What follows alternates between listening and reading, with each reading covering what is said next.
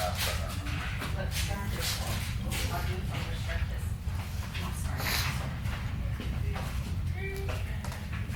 Harold Comby. Harold, Comby. but there's Doc. Harold Doc Comby. Harold Doc. That's what I was. DOC stands for Department of Corrections. I thought it had something to do with The Shining. If you've seen The Shining, you know exactly. All right, guys, we have guest speakers tonight. They're all here. We're missing one. Oh, no, there it is. What's up here? Okay. You can sit up there, yeah? These chairs are long. They're all there. And we have students who have researched you thoroughly. Oh, my goodness. Good to ask. And they're going to tell us all about you. And what we're going to do after the speakers begin talking, we're going to give them a chance to say what they need to say, and then we'll call for questions or comments or like that, okay? I'll periodically go, okay, anybody have any question about that? Because some of the things you'll hear maybe, you know, you've not heard that before, and so I'll say, okay, anybody have any questions about that? And other than that, we're just going to let them talk. Is that okay with you guys? We're clear? Okay, who has Alan? Okay. I got an email from you today. Your name is it Brian?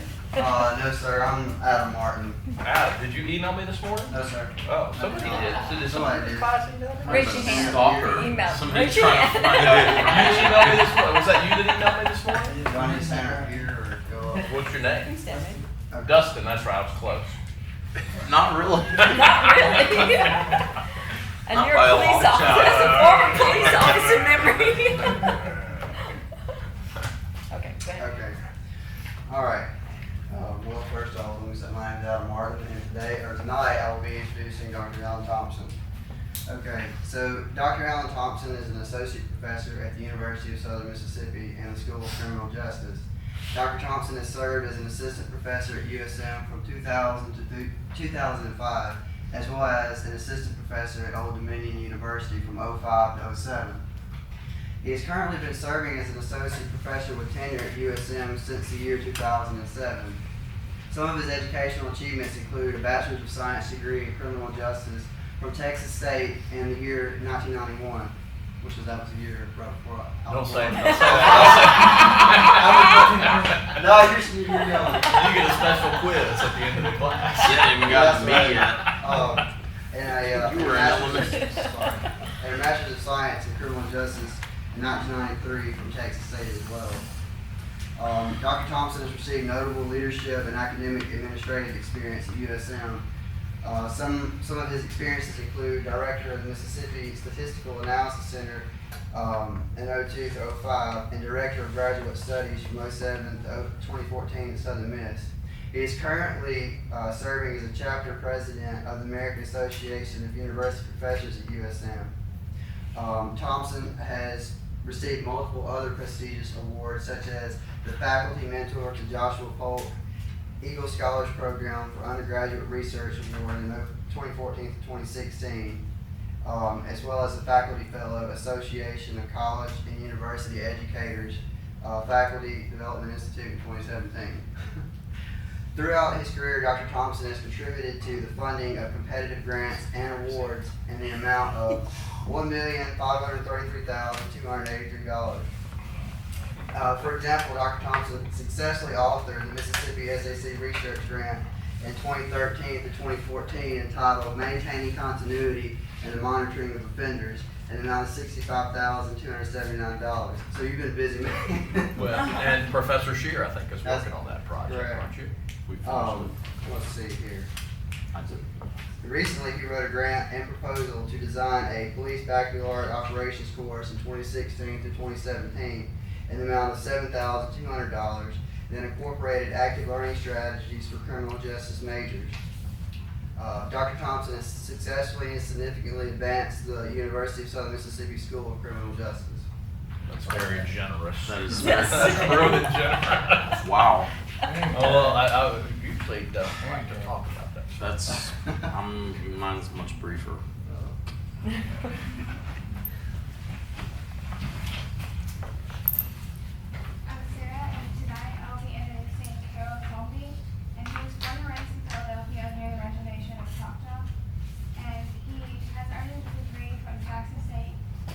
literacy and social work, and he has taken several graduate courses in vocational counseling at the University of Southern Mississippi. And after college, he worked as a youth counselor on the reservation, and later he was a substitute teacher in Oklahoma. And he has spent 25 years as a police officer. He's worked with the Bureau of Indian Affairs in Louisiana and Minnesota, and he has moved back to Mississippi in 1991.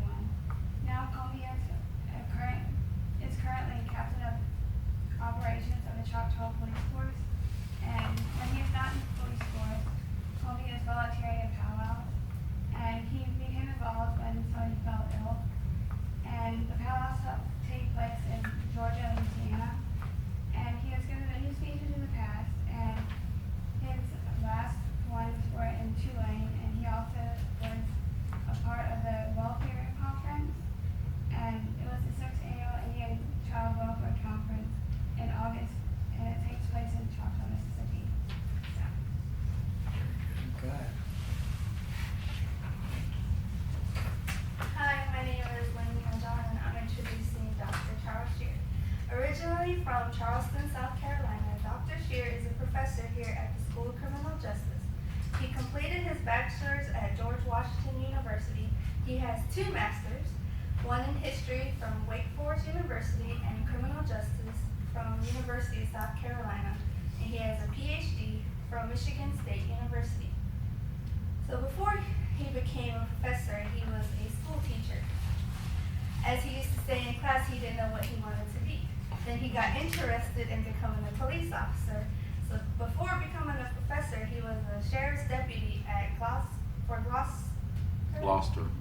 County Sheriff's Office in Virginia. He said he became interested in criminal justice through the idea of human services similar to teaching, but towards in the home as a social worker role, as in he wanted to be the hero by solving problems. Outside of teaching, he conducts research in workforce management, police recruitment, police personnel management, training, and is a part-time deputy at Lawrence County Sheriff's Office here in Mississippi. And as an honor, he presented at a conference, the International Association of Chiefs of Police.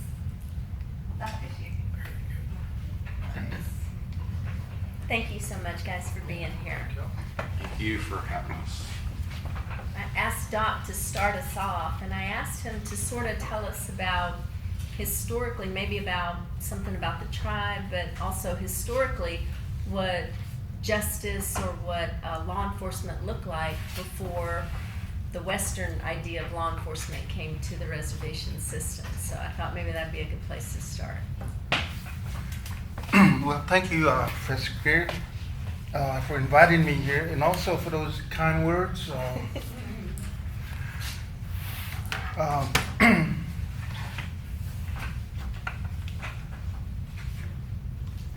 As she had mentioned, I had worked on several other states on Indian reservations, and what I found out is that criminals are the same everywhere. But going back to the traditional way, before the explorers came and introduced the shackles and jail to our people, you know, what happened is the traditional way, the family, the immediate family, and then the extended family had a say-so. So, and I can still remember as a child growing up, if I was out walking on the side of the road at 6 p.m., you know, neighbors would say, "We see you now, you better go home, because next time we're gonna spank you, and then we're gonna tell your mom." And it was okay to do that back then. And one of the things is that if a person committed a crime, and currently now a lot of reservations, and also like drug court, they're going back to the traditional justice of restitution and restoration.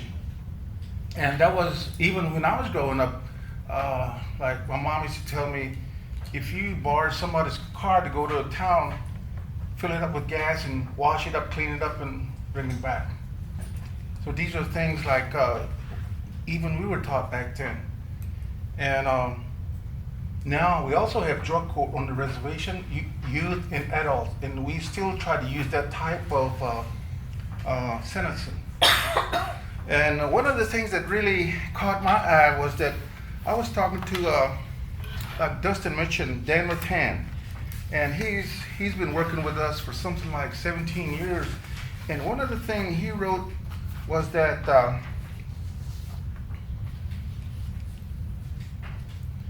and this is almost similar to the non-Indian world.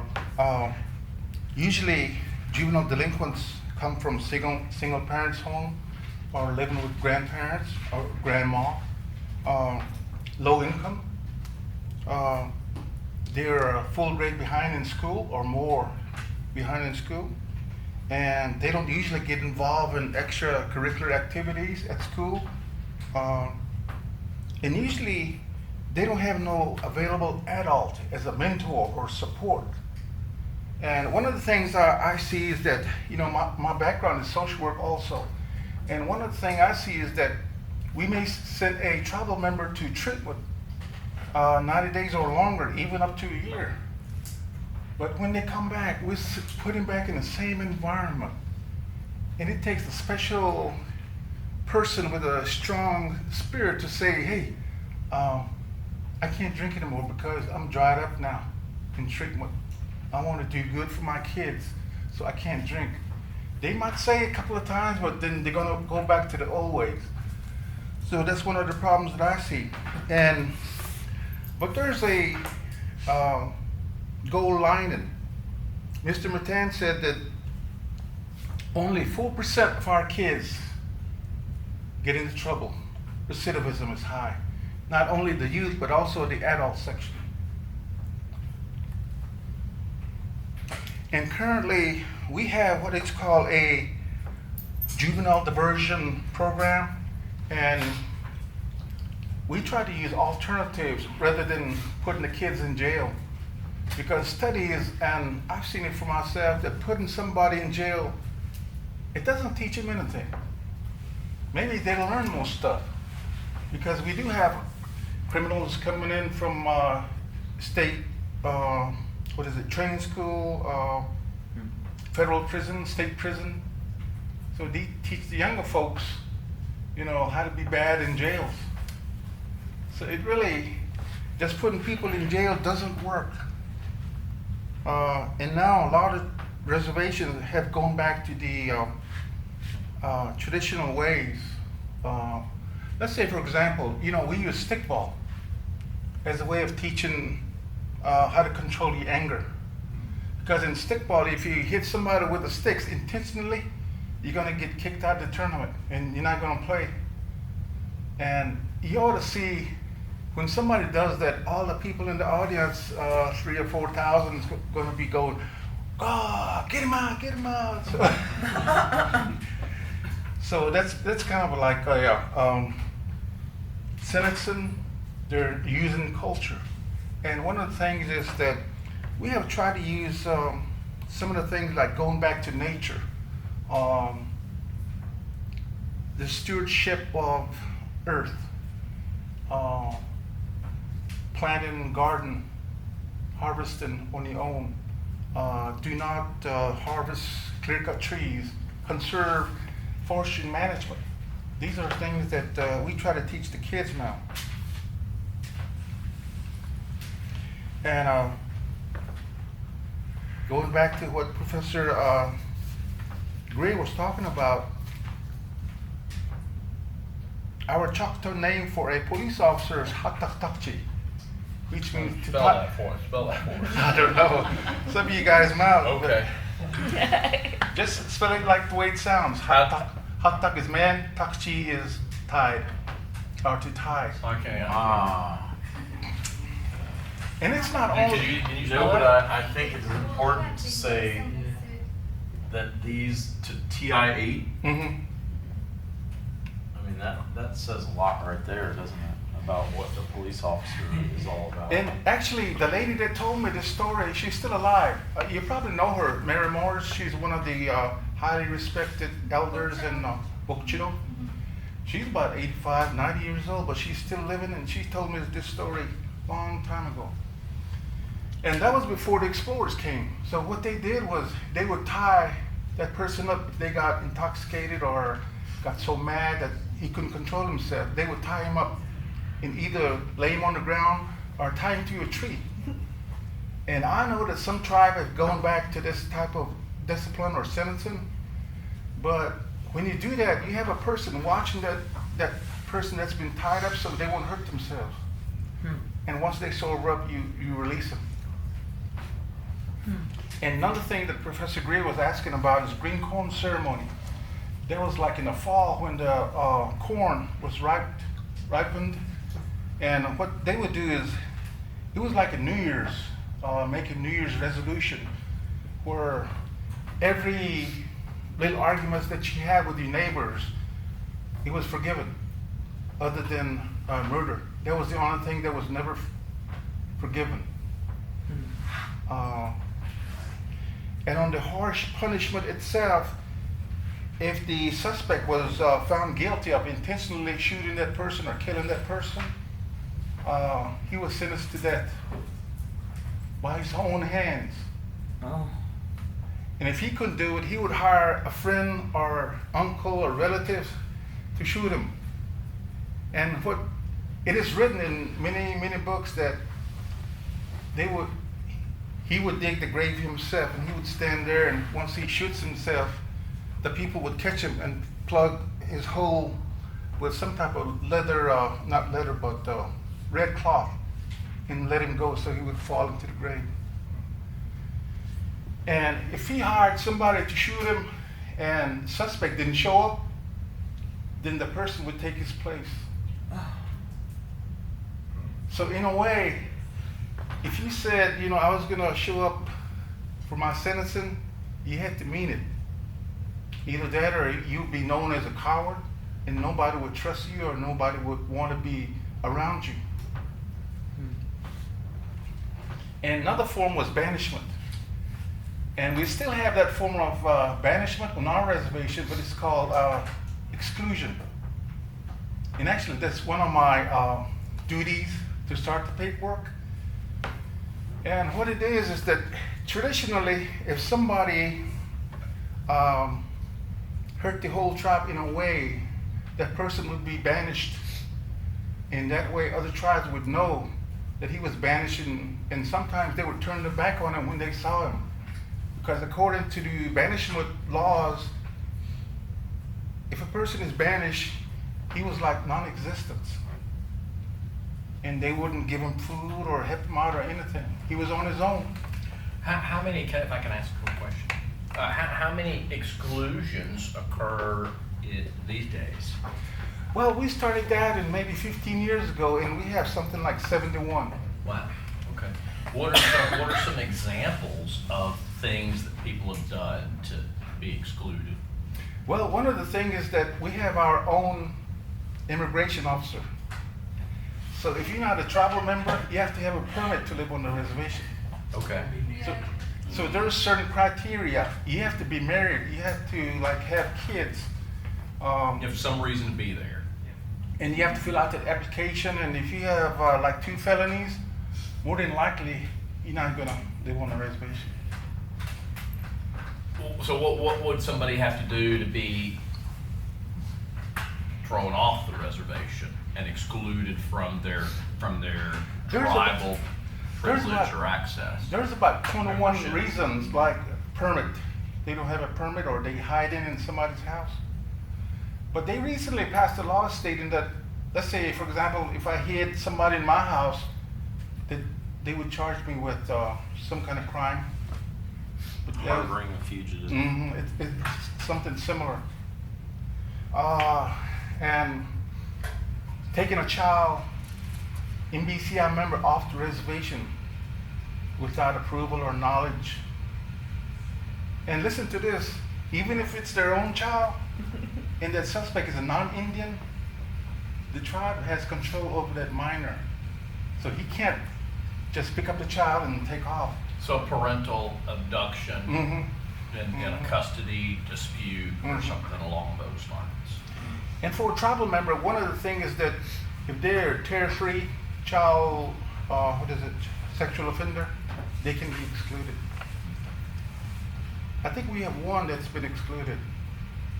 And so they're never allowed back on the reservation? Well, there's limitation, like they can come to the health center, or upon approval of the court system, they can come to somebody's funeral, or they can visit their child at the school if the child goes to the tribal school, but they have to have approval from the court system.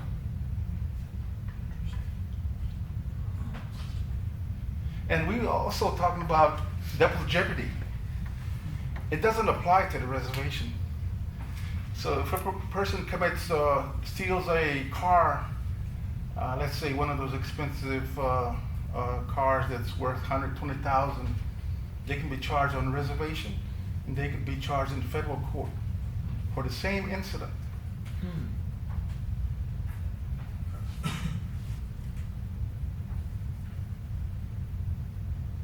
And also, the first email that Professor Greer sent me was children at risk.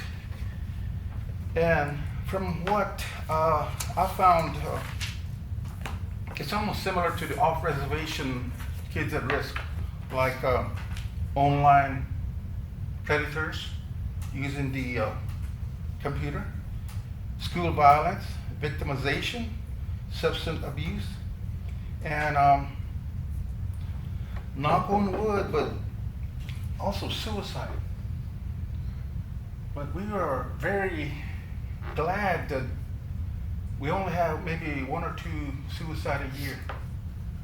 But other reservations like the Sioux Reservation up in South Dakota, North Dakota, they have something like 20 a month. So at least there's something that we are doing right with only 4% of the kids getting into trouble. Recidivism. And also some of the things that I see is that, let's say for example, there's 5 kids in a family. The oldest one gets into trouble. More than likely the others are gonna follow, do the same thing. And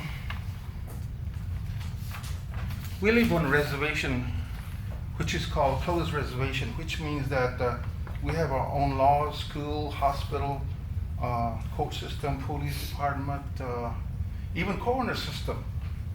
I'm one of the primary coroners on the reservation. I handled death yesterday on the weekend. And one of the reasons is that many years ago, they brought this dead Choctaw to the funeral home. So the funeral director was gonna embalm him. Then he finds a hole in him, a bullet hole. So at that time, Philip Morton was our chief, and he was mad, he was peed off. So, he started talking about how can we start our own coroner system. So since then, we have 3 coroners. We're on call 24/7. But that's another thing. We only handle death calls on members of federal recognized tribes. If it's on non-Indian crime, county handles it. Or if a death occurs on a reservation, then Johnny Stevens and the Neshoba County Coroner handles it, or Newton County handles it.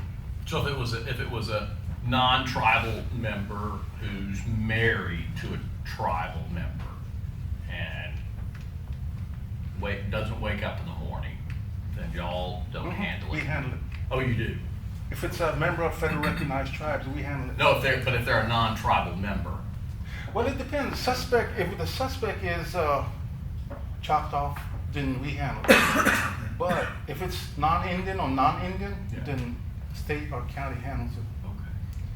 And then any day of the week, we'll have FBI on the reservation, Secret Service, immigration, because Secret Service handles counterfeit, and every now and then, counterfeit bill shows up at the casino. And then we have collaborated with the Bureau of Narcotics State Division. We made a bus about 5-6 years ago, and the guy that we arrested, he was wanted in 6 states. So I was telling Lenina that when she was asking about my bio and asking me what's so interested in law enforcement, I said, there's some things happening all the time.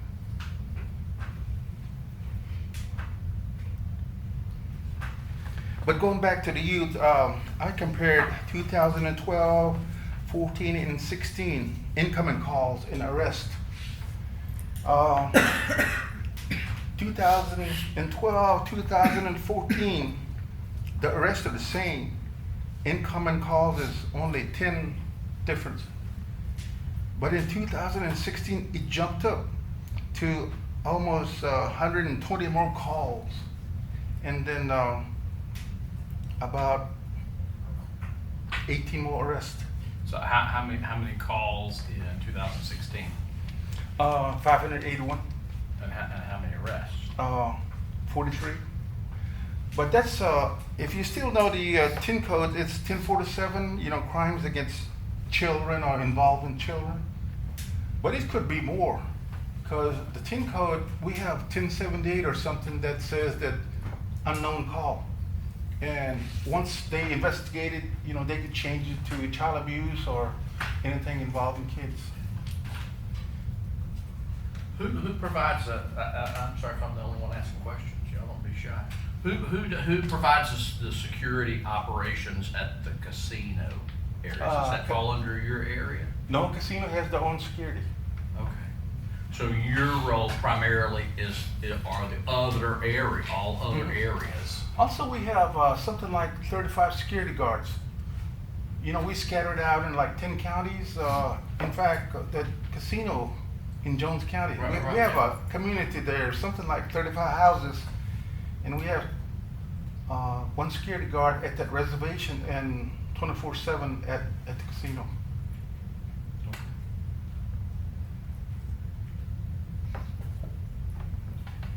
Going back to something you said earlier, the suicide thing, I guess I'm kind of wanting to know something about your belief system. Do you believe that, suicides get to go to heaven or wherever, it is in the afterlife? Because see, I personally have attempted suicide several times, and I don't care what anybody says. I believe it happened. You don't just gasp awake in the middle of the night. Took 3 handfuls of my psychotropic medication, and I beat myself up trying to get to know it. It was really bad, and I believe I died, and by the grace of God, I came back. God brought me back. But what if I would have succeeded? What if my higher power hadn't brought me back? And I'm just asking about your belief. You know what I'm saying? Do you think that there's a hope that you get to move on and, Well, there's also, let me just say that the non-Indian world belief, even religion, in the Native American way, there's some contradictions. Like you were talking about heaven, and I guess hell is included after death. yes. But in the native spirituality, which we call spirituality, not religion, there's what we call a nana ahulpua, which means place of calmness, which other tribes call it the spirit world. And that's the reason why when our relatives die, we have wakes. Although they combine Christianity, they have preachers coming in and preaching, singing, and traditionally it has lasted from 4 nights to 2 weeks. But now I think it's mainly like 4 days, 4 nights. And what they do is eat, talk about that person's life, talk about mourn, cry, and some of the things that dealing with death is that once a person dies, you're not supposed to mention their name. But what you do is if you're going to name that person, you name that person and say Ikshu. And what it means is that not here. It's like saying the late John F. Kennedy in English, similar. And then now we have certain ways, like we were talking about cutting hair earlier. That's one of the things that, especially us Choctaws, our hair was special. There's a book called Social Ceremony and Life of the Choctaws. And the only time that you would cut your hair is when your relatives died. And what it is that my mom used to say that you just grabbed it and just chop it off with something sharp, knife or scissors. And that was to show that you were in mourning. And you weren't supposed to do certain things like, if it's your immediate family, you're not supposed to dance or go to a place where everybody's having fun. But now families, it depends on how you were raised. In the way my dad told me was that there was something that I was having trouble with, and I said, how will I know? And he said, he pointed it here, and he said, this will tell you. And to me, that means your heart is going to tell you if it's okay to continue whatever is normal for you. And then at now, you know, sometimes we have the little stickball drum playing during the funeral, big drum singing. Thank you. But on the funeral part, you know, there's a lot more. And as a coroner, I have problems because, you know, dealing with the dead as a Choctaw, it was kind of like taboo. So I had problems, and my mom said, you know, smudge yourself, which is using smoke to purify yourself or cleanse yourself. Go, and then before you come home, do it. And then when you come home, wash your clothes right away as soon as you can, so that you don't bring any bad spirit home with you. So all of these, it's not religion, it's spirituality. Belief in the unknown or belief in the supernatural. That's what I have. Kind of a hodgepodge, I guess. Well, like yesterday, you know, me and my spouse sit in sleeping recliners because she has a bad back, and I just start doing it, and so I thought about 7:30. I thought she hollered at me, you know, somebody's at the door. So I jumped up and checked the door, and there was nobody there. About 4 hours later, I got a call stating, you know, this person died. So all of these signs of death. That reminds me of when my brother was murdered 24 years ago. I had an I had a question. Oh, so I'm sorry to cut you off. It's a question about jurisdictional boundaries. Because what was it, a couple years back, these guys stole a vehicle, I think, from Walmart or somewhere, and then they crashed it. They drove it from town onto the reservation and then wrecked at the casino and then stole a casino truck. And there were a lot of questions back then about the city police followed him onto the reservation and continued their pursuit. And so I just kind of wanted a clarification of what jurisdictional boundaries meant in situations like that. Yeah, that case was not that particular case, but a similar one was settled, I'd say about 10, 15 years ago. And what they said was they can, on a hot pursuit, they can follow the vehicle onto the reservation to identify if the suspect is a MBCI member or non-Indian. If it's a non-Indian, they can take him. But if it's a MBCI member or a member of federal other recognized tribes, then our officers had to take that person to our jail, and they have to file for extradition. So I seem to recall now having a flashback to my experience in Texas, that being told and trained that if we stopped and had reason to arrest someone who was Native American, that we couldn't arrest them. We'd have to call somebody to come get them. Well, if it's on reservation, you can't unless you're Tribal Law Enforcement Commission. Yeah, no, I mean just out in the you know, in the off reservation community. So I don't know if that's true. Or One not. other reservation that I've worked, it's like similar to ours. If I get caught in Philadelphia, I belong to county. County has jurisdiction over me. Okay. So there's no special. I guess what I'm asking, is there any special immunity from arrest off the reservation? no, not that I know of.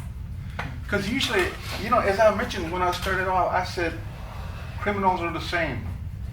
So there is a process that if the suspect runs onto the reservation and hide, we help him out. We gave the chase also, and vice versa. Yeah. I know why you're thinking that, because I remember hearing about that too. Something, but you know, so I mean, Maybe it's state by state. but- it was sort of like, you know, if you arrested an active duty service Yeah, member, yeah, it's similar. the worst thing you could do to them is not put them in your jail, but call the MPs to come pick them up, because the punishment was going to be a lot more harsh. And so, But talking about jurisdiction, there's several. There's like treaty tribes. They can have any type of jurisdiction they want. And there's like us, ours is what it's called Contract 638, which means that I was talking about closed reservation earlier, and the state has their own laws. On our reservation, although you can't see the boundary line white, going around, there is that invisible line. And we have to deal with jurisdictional issues almost on a weekly basis, because that Highway 16 is a state highway running between the casinos. Well, this is this rare situation, and I don't know if you remember where Mac Jimmy got a ticket and then got arrested on that little strip right between the casino, and there was a jurisdictional dispute, and I never heard how that ended. Well, that's where they kind of plea bargain, but the way we would talk at the academy and the federal, to us that attended federal Indian law, says that because the state trooper followed him onto the reservation that Martin Road is Indian Service Road, he should have called us. But I guess Mac, he's very vocal, so he started mounting off, and the state trooper arrested him and impounded his vehicle. But I think it's still up in the air. So, but like for us, he should have called us and us pick up Mac, and they should have done an extradition. And there was a couple of cases where a child died at that Exxon light, and county and state didn't want to deal with it. But the young lady had already served like 3 years in Parchment. So they kind of bargained it out where the state didn't want to spend all that money defending the state's right. We have the jurisdiction stuff. So they worked it out where she pled guilty and she was released from prison. Hey, Doc, do you guys, I'm just curious, because she said 2016 the crime rates were up. Was that an election year? Wasn't 2016 the last election? No, 15? 15? But I think, I thought about that too, in that program JDAI, I was talking about that, and I think that's when they started really pushing to try to grasp the crimes committed by minors. And we do have a referral form that anybody can call in, and especially people like teachers, police officers, counselors, health officials, if they know any child abuse, child neglect, or even allegations, they have to fill out that form. So I think that's part of the reason why it increased. Bless you. It was a reporting thing. Mm-hmm.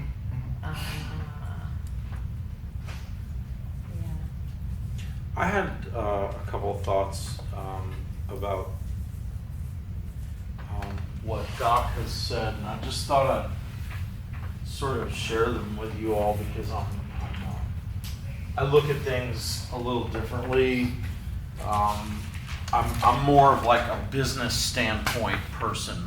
When you look at police personnel management, you naturally have to look at the business side of what police do, I guess, in order to understand how you have a workforce at all. And I found it very interesting. This is just really interesting to me, that the word for police officer contained in it an active force. Because in 2017, we all know that everybody's enraged over that behavior by a police officer, right? There are people that are, skeptical to even use force in uniform because they are afraid of public retribution. So I find it very interesting that the word for police officer, embedded in that word, is an active force. When we do know that there are some places where the word police is not used, what is used elsewhere? Peace officer, right? We see that it's in Texas, I think, you get your peace officer certification. The such and such a state board of peace officers. And I think you don't need to go very much further to see why, maybe, we don't know, even though there's very few pieces of research on tribal law enforcement personnel management, not a lot on that. I wonder if maybe Mr. or Mrs., depending upon who, reservation person, which we do know there's such a huge, huge problem with recruitment into tribal law enforcement. It's by far, of all of the variety, the spectrum of police departments in the United States, the one that struggles the most with recruitment. Who are we going to get to do this? I wonder if they don't want to do it because of that name. I don't know. It really interests me. And you mentioned mentoring, which is what I have been doing since I started. What do you think? With recruitment, especially our tribal system, the person who wants to be a police officer has to know and understand Choctaw. So that could be one of the reasons why we don't have. So there's people that don't, and they're just not going to cut it. I mean, like our tribe, we have a lot of fluent speakers, but They have to be fluent to be a police officer. yes, because there are elders who speak nothing but Choctaw. Well, then that already narrows it down So, to like, probably the it very depends on other tribes too. If other tribes have that same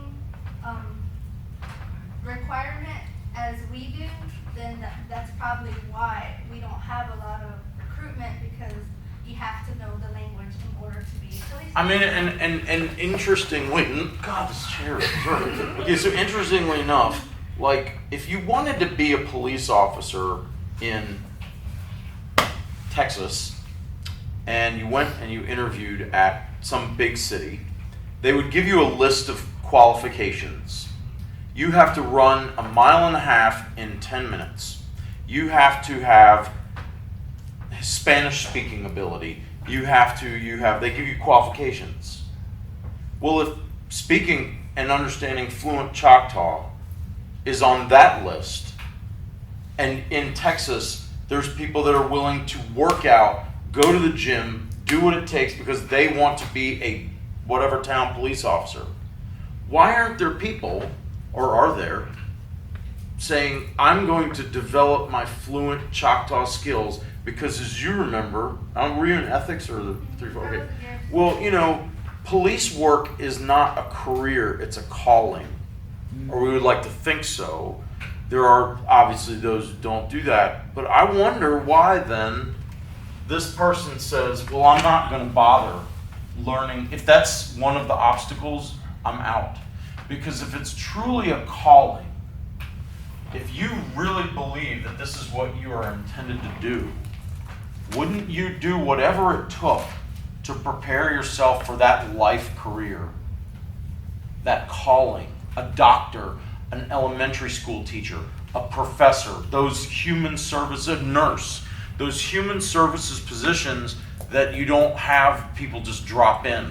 These are things that this is not just what I want to do, this is what I'm supposed to do. Yeah, somebody wants to be a Navy SEAL. Exactly. I mean, so go, oh, well, I don't want to work out. Yeah, well, okay, I feel like I am. I want to learn how to swim. Yeah, so I mean, like, I'm thinking that there must be something and that's very telling.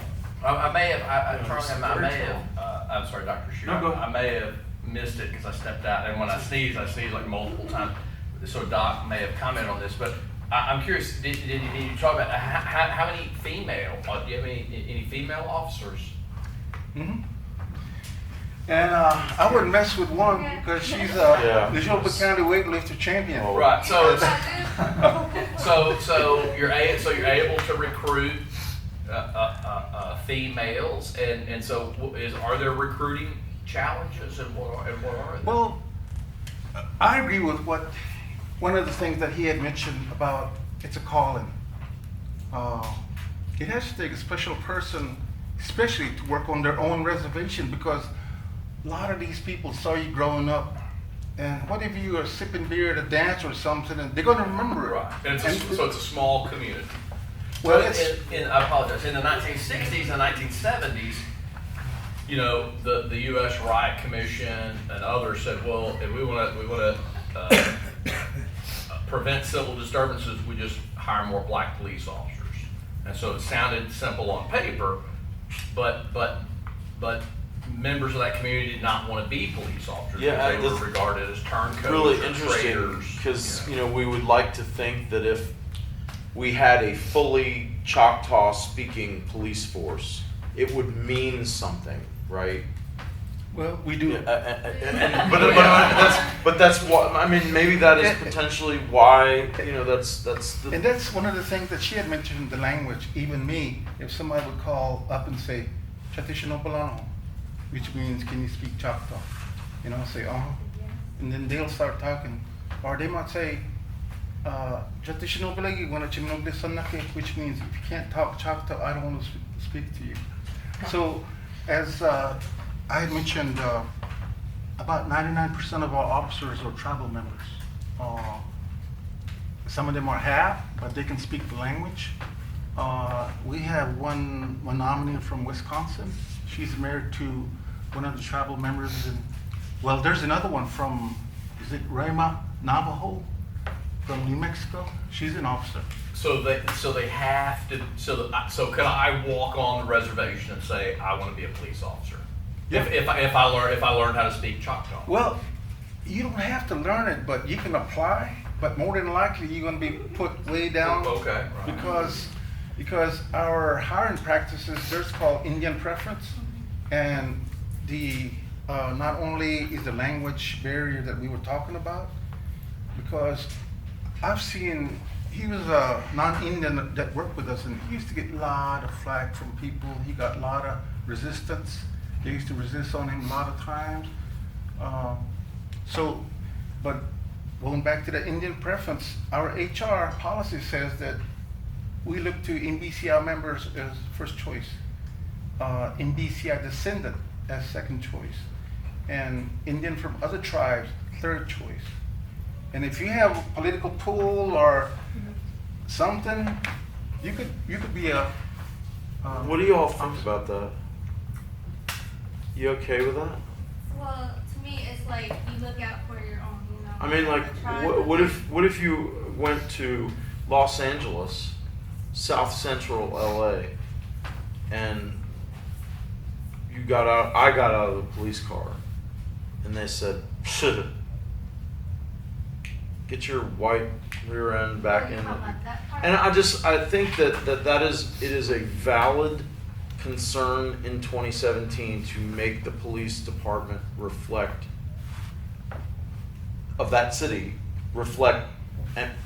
but it is a phenomenal struggle because of certain groups not wanting to do this, and I think that there is some merit, in my opinion, to that, because you're talking about a marginalized population. You're talking about a language barrier, which some people are not going to be able to, as I said, elder people that may not even speak English, I'm sure. There is, in my opinion, there is some merit to, I guess, like sort of a reverse diversification, if you will. Like, we want our police department to be composed of individuals who work among and live among, and that is so hard to do. Well, that goes back to the political spoils era in American in American policing with residency requirements. So you had to because you voted and jobs were based upon political patronage. But there is something to be said though for residency requirements, is because the officers who are from that community have an appreciation for those that culture and value. And I mean, like, to go to Alan's example, he does not. He could learn all the Choctaw he wanted and go apply, and there's still going to be the question: where do you live? And that's why. And I just kind of to go all the way back to what I'm doing now. I mean, I'm volunteering at a small county sheriff's office, because that is the environment that I feel comfortable in when I talk to people who live there. It reminds me of where I was before, and it reminds me of where I grew up. I'm not cut out for Hattiesburg. I'm cut out for where I am, and I think a lot of times that maybe this person who, oh, why don't you become a Choctaw Indian police officer? No, I'm just out of here. I don't want. I'm done with this. I don't know if that's real. Like, you have to But that also has a downfall. So in my opinion, it's like everybody knows on the reservation. Everybody knows each other. So even if a police officer comes over there, they'll taunt them too and say, "I know what you do. I know who you are. You think you're something because you have a badge on." I mean, it comes both ways. Yeah. So for us, like, because we add or recruit one of our own, is because as a tribe, we're trying to make sure all of our tribal members have jobs. Yeah. And if they don't want a job, then that's their own. I mean, that sounds very similar to a lot of other communities, doesn't it? Like, Well, I have an example here. There's a little reservation up in Flanders, South Dakota, and I'm sorry, they're ate up with drugs real bad on that reservation. They get a per capita and high per capita because the population is small, so that a lot of people don't work, and that invited in a lot of drug dealers. So there's a lot of drug abuse, substance abuse that goes on that reservation. They were so small they didn't have their own police department until I just looked it up, 2016.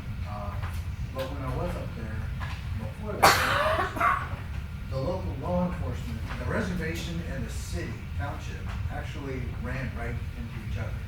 So, you could walk on the sidewalk right into town, right on the reservation. They had an agreement with the city that the city would police the reservation. Yeah. So they made that agreement. Nothing ever got solved.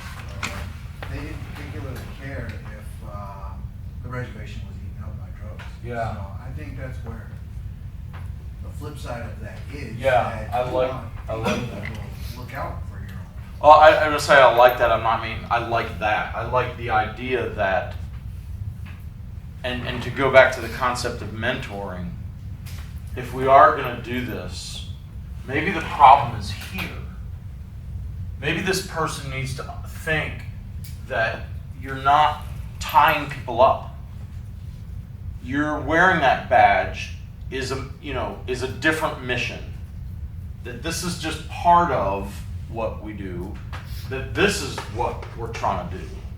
And that whatever, and we're talking about, restorative justice, and about all those programs, right? Interrupters and all that stuff that we talked about, right? There's a solution to this, may not involve this. And if we change the definition of this, what does a policeman do on the reservation? Are they tying people up, or are they solving problems? And, Alan, Dr. Thompson will tell you, this discussion has been going on for 20, 30, 40 years. Are we going to do this, or are we going to just, do this? And it comes and goes with the times, right? We have a crime wave, lock them up. Crime's not happening, just be their buddy. Suddenly we have crack cocaine, lock them up. Now crack cocaine's, we're not worried about that. Oh, now, pet the police dog. So we go back, forth. Maybe maybe this is what they could look at. I don't know. I mean, it strikes me as an unusual challenge for a reservation because you have that residency and the language.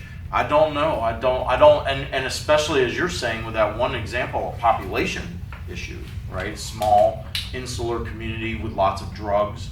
Who are they going to get to be a mentor if there's a rampant drug problem in a small population? Who's the mentor going to be? I wanted to say this and not in a patronizing manner, but just to give you just a little bit of thought.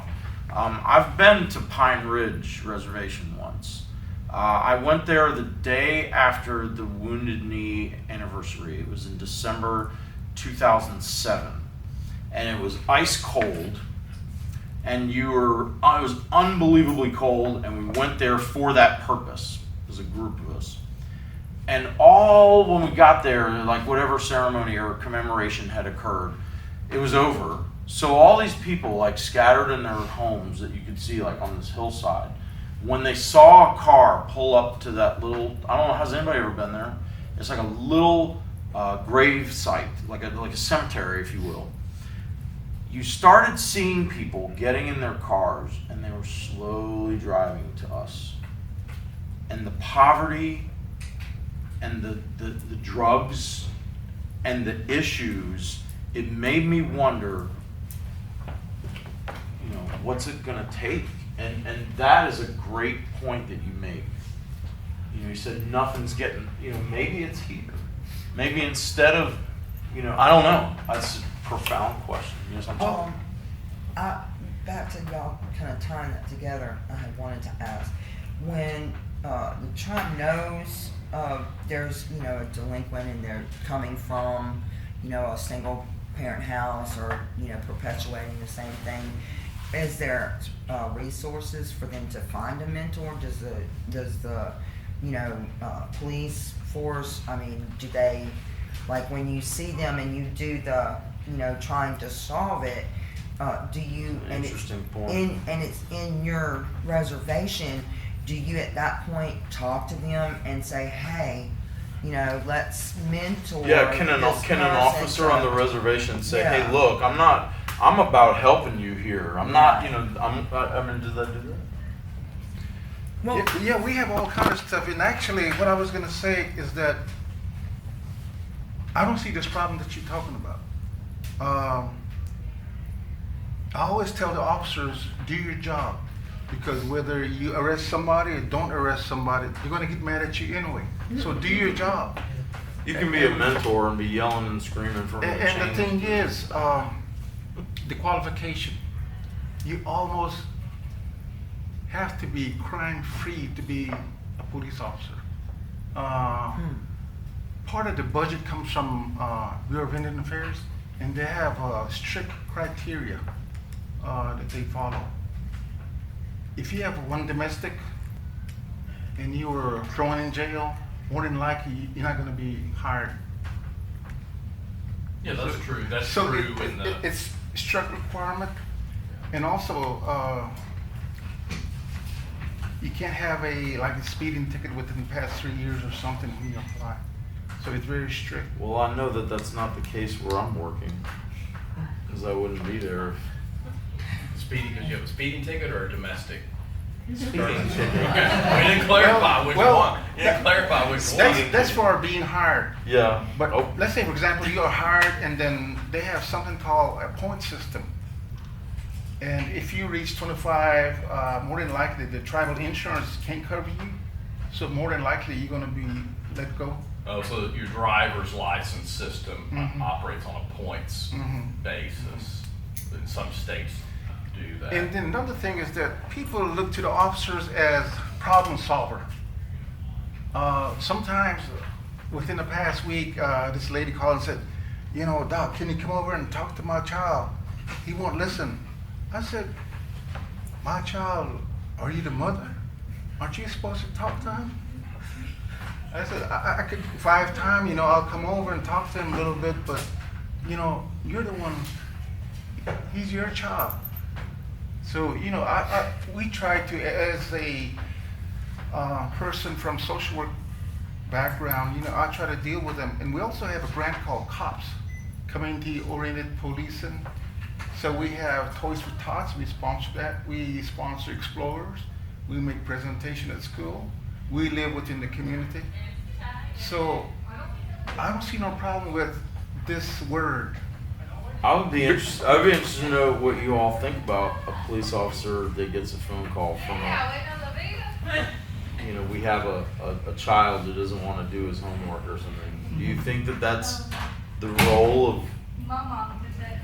to you? Did a policeman come? Me and my mom were having like disputes because of her now husband, and so because I was a minor, she didn't call Doc, she called a person named Andrew Jones. So at school, he would come over and said, Lenina, come here, you've been in teen court, so you know I'm gonna give it to you straight. And I'm like, what did my mom call you? I mean, was about? it embarrassing to you?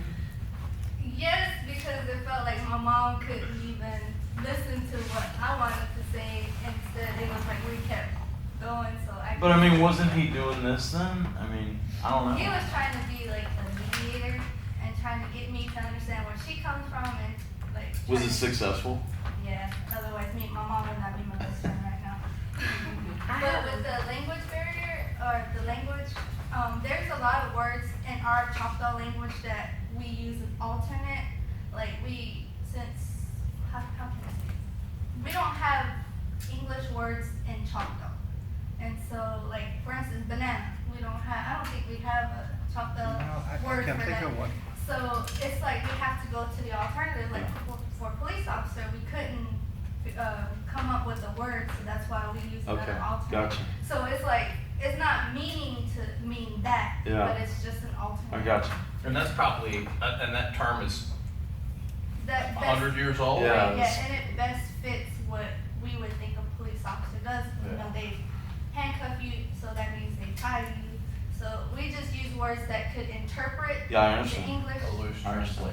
translation. No Different difference. animal. And I've seen our officers because I guess they are our tribal members. For example, we had a shootout about 15 years ago, and they didn't have any problem pulling the trigger. And when we have death scene, they're the one that talks to the family. And some of the families, you know, when a person dies, you know, they might get upset and cursing at them. But I've seen officers stand there and take it and be gentle with them. And I've seen officers, we took one to Leaksville, and on the way down, it was lunchtime. So he said, you know, stop the car and I'll buy some sandwiches. And he bought sandwiches for the prisoner. Because officers are from our reservation, these are our families, so we take care of them. Yeah. And if tough love has to be done, we do it to keep them in a safe position, because we don't want them to get on the road, kill themselves or kill somebody Yeah, you else. can still be a mentor and be tough love. Mhm. Yeah, for sure. I have an example though, Doc, where it because you guys are because the police officers on the reservation have the role of being like a problem solver, and that's the way they're thought of. But the police officers off the reservation don't have that role. Usually they're not called unless there's a crime. And so I have friends who are Choctaws who called, they got into some kind of verbal thing with some of their own relatives, but it was in a public place, you know? And so my friend, thinking like, you know, she's like, okay, I'm gonna solve this. I'll get the police out here and they'll solve it for me.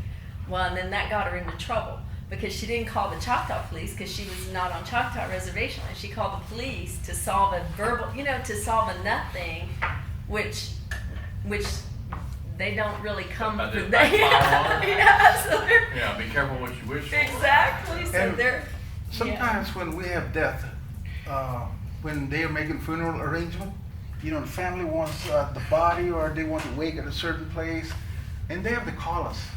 And most of the time, I'm the one that goes and talks to them, or say a prayer for them, or tell them about the traditional ways and so forth. And it's kind of stressful. Maybe that's why my hair is almost white.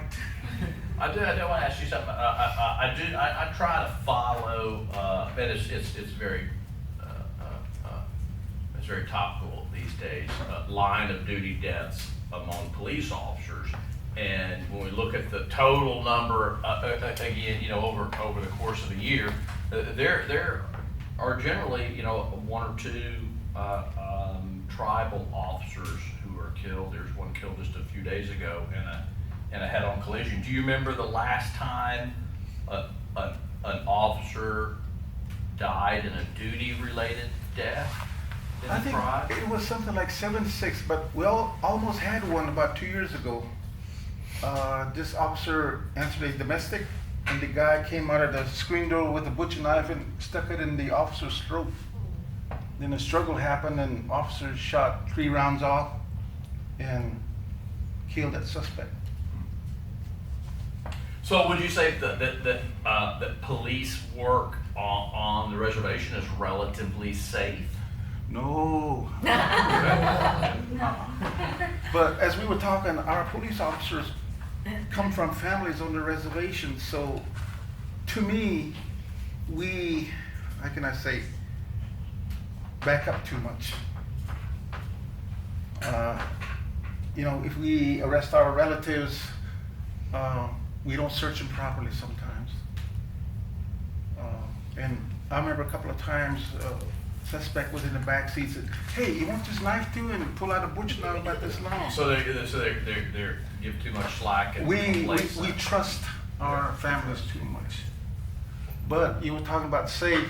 I worked on Net Lake Indian Reservation in Minnesota, and I bet you I pull my weapon at least 2 or 3 times a week. That's how bad it was.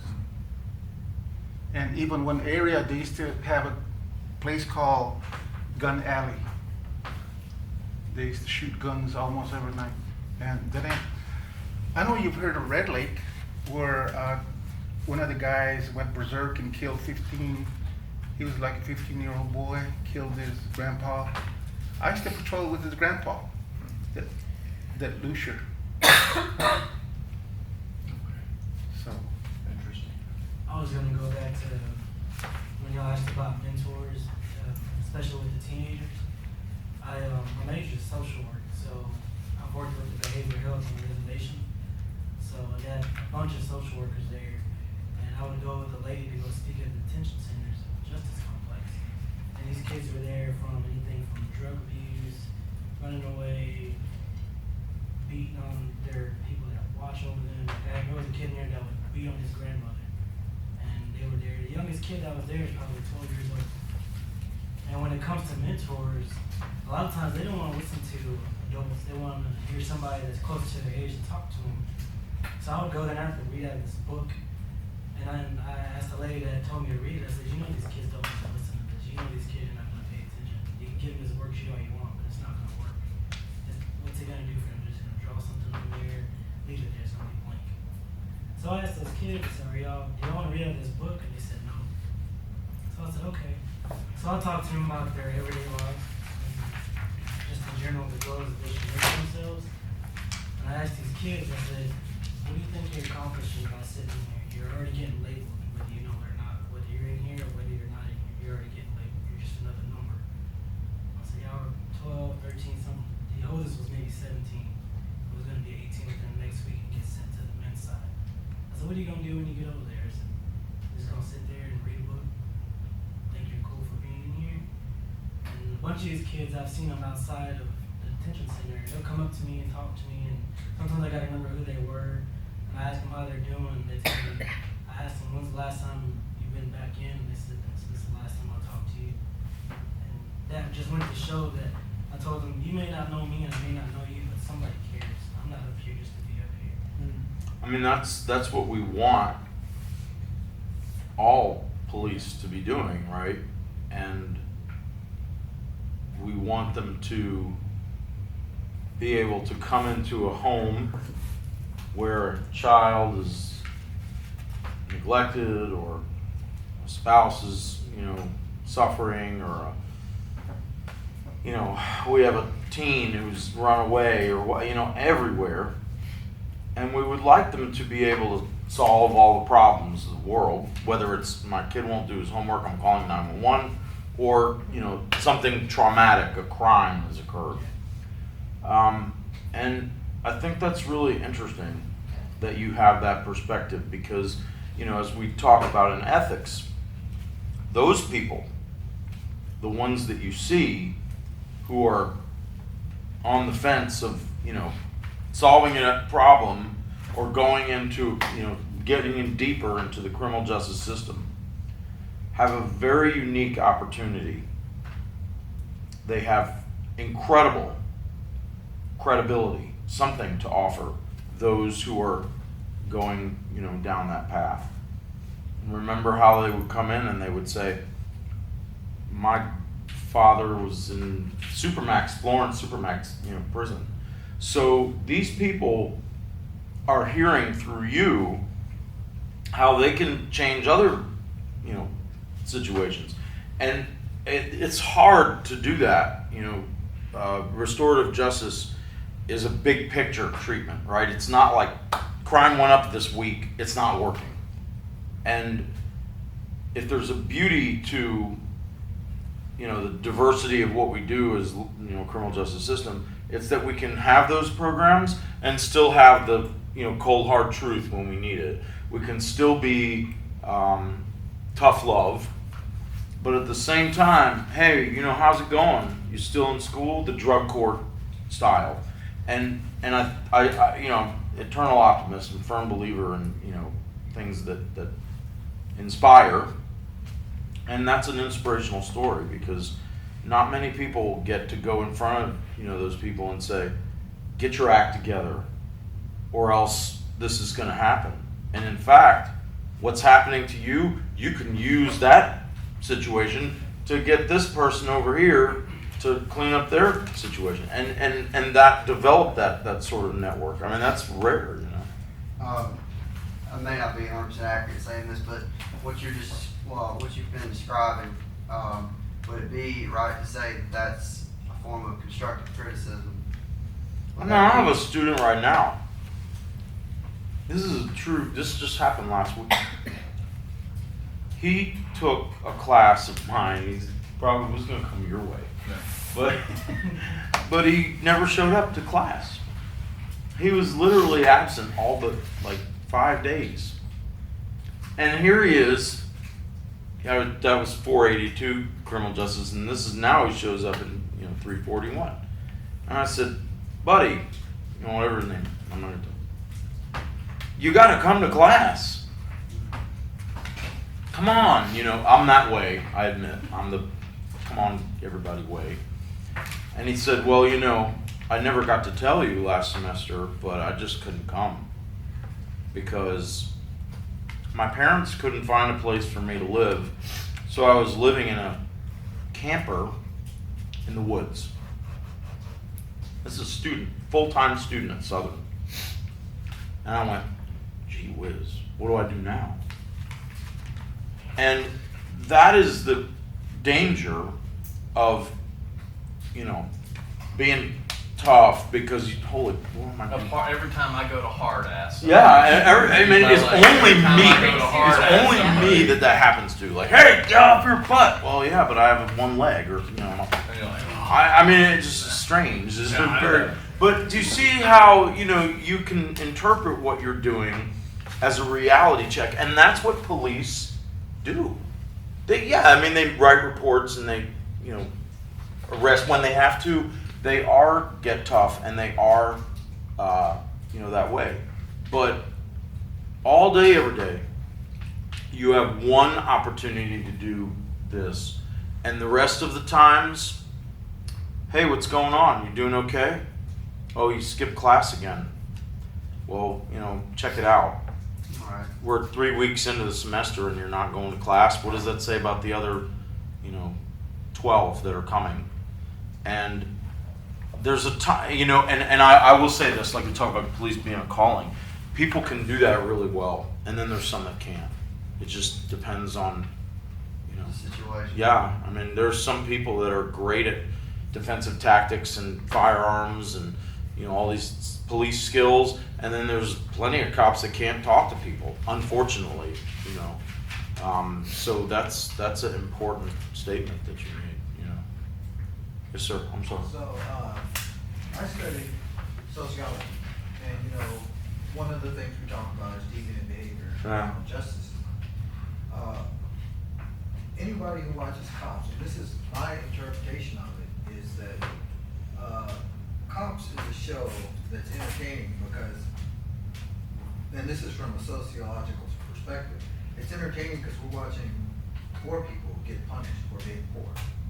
That's how I analyze it. Well, from the privacy of your own home, you can, you know, watch everybody's life fall apart, and we'll be right back after these words from Goodyear Tires. You know, So, yeah, like it's, on a bigger scale, how do you guys feel about white collar crime getting less punishment? So, say a guy robs a bank and he steals $20,000, but white collar crime is committed where the CEO steals, say, $1 million, $2 million.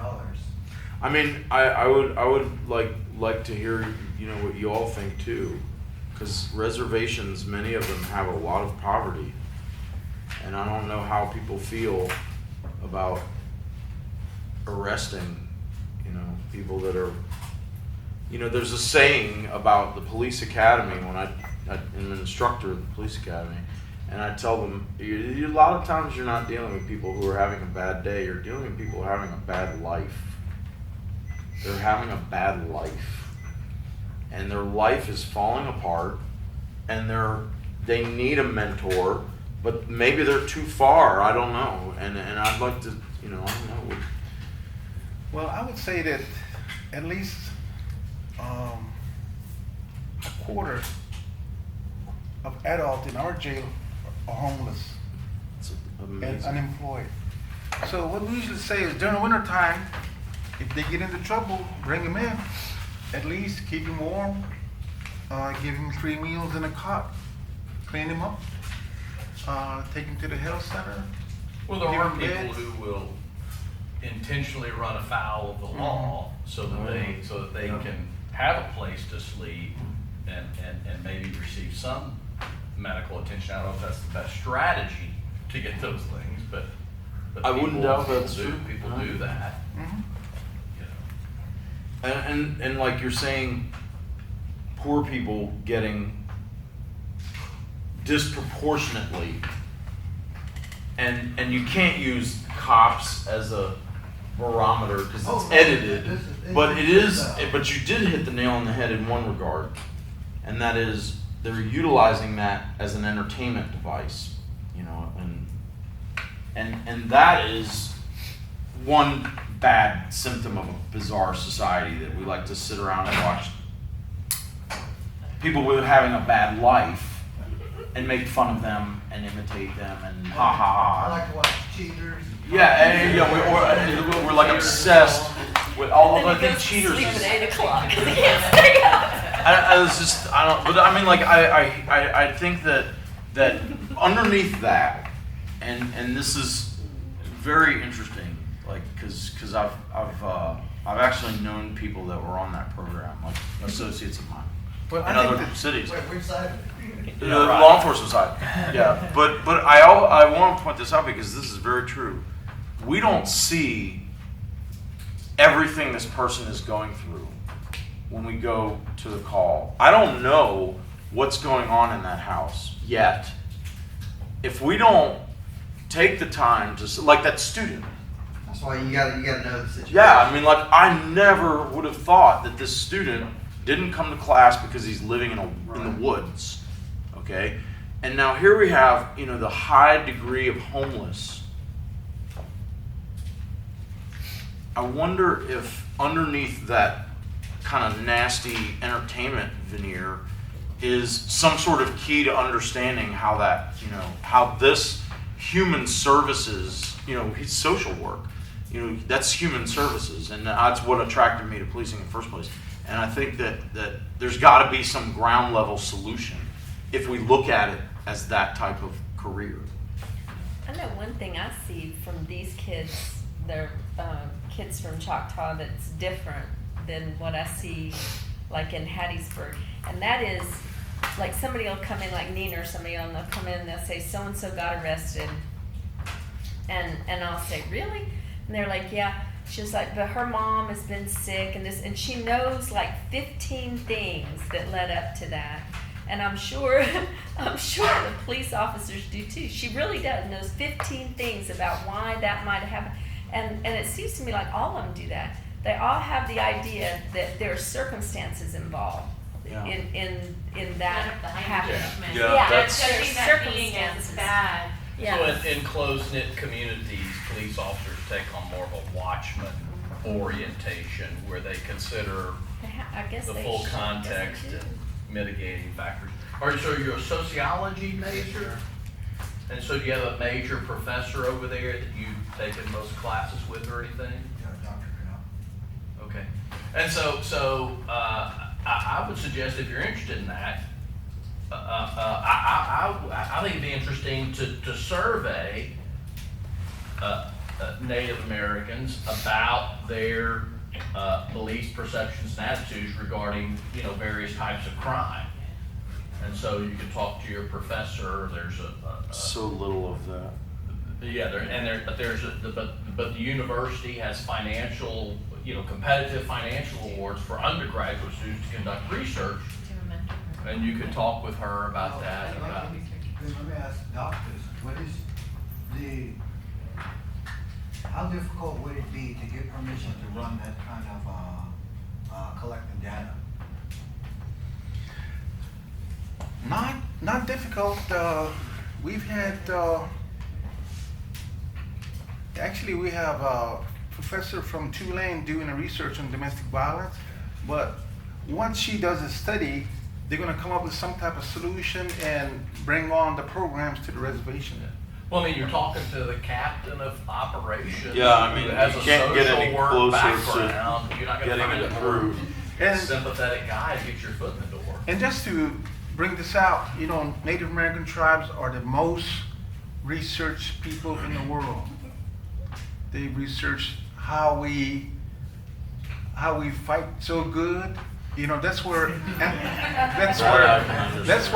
anthropology was developed Yeah. by Thomas Jefferson or one of the presidents, Yeah. because he wanted to see how Native American tribes tick. I mean, so the there's U.S. business Mhm. lessons in Mhm. many of the leadership of. At the same time, it's strange to me how little academic research has been performed on the operations of, and I mean like an operations perspective or a, you know, like a criminal justice perspective of the tribal law enforcement agency. Very little information, technical information, you know, how the hiring process occurs. Right. What kind of resources do they It have? varied. How I do mean, they it's just like manage virtually personnel? nothing.